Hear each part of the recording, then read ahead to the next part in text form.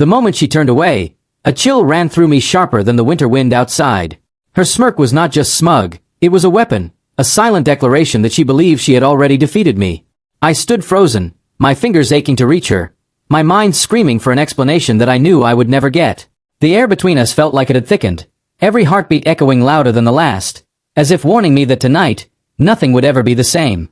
The house was empty, but the weight of her absence pressed on me like lead. I traced her footsteps through the living room, imagining her laugh, the cruel twist of her lips, and the way she had made me feel invisible.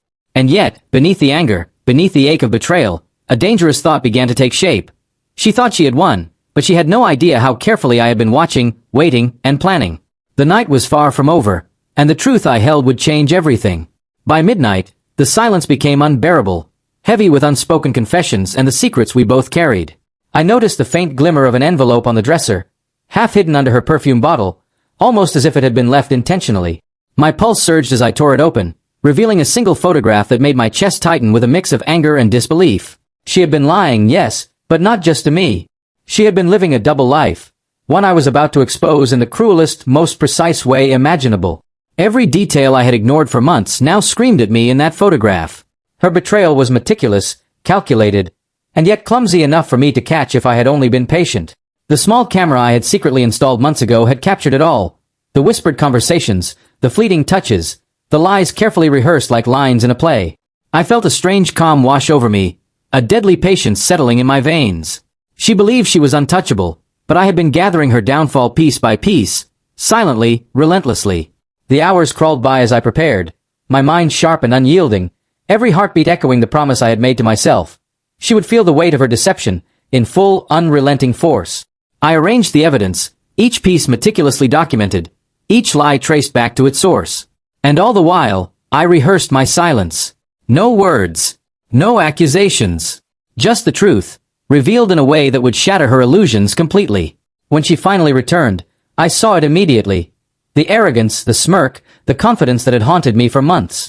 She had expected me to crumble, to beg, to plead, but instead I stood calm, a mirror of her own cold calculation. The shift in the room was subtle but undeniable.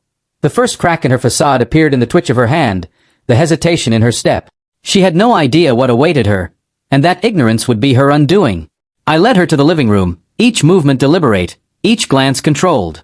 Her questions came in sharp bursts, laced with panic she tried to hide. What is all this?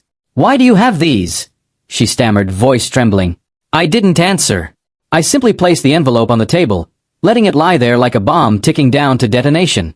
And then I waited, watching her falter, watching her hands shake as curiosity battled fear. The truth she thought she had buried was rising, unstoppable.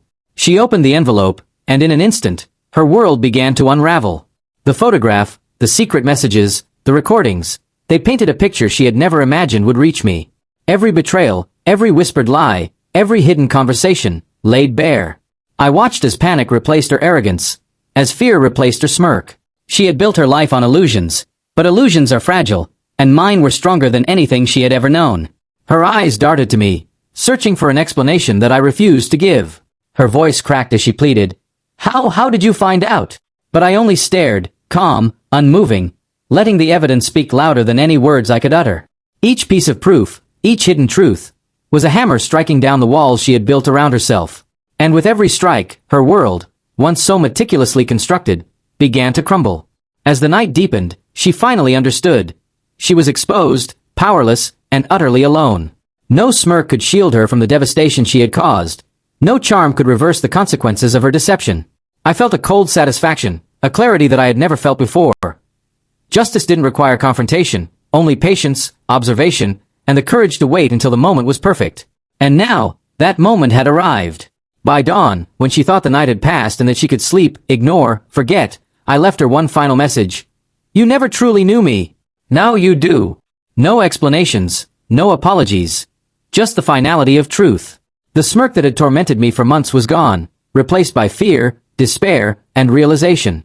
She had underestimated me, just as she always had, and now she would live with the consequences. The illusion she clung to had shattered, the lies she relied upon had exploded, and I, finally free from her manipulation, could breathe again, my heart no longer shackled by her games.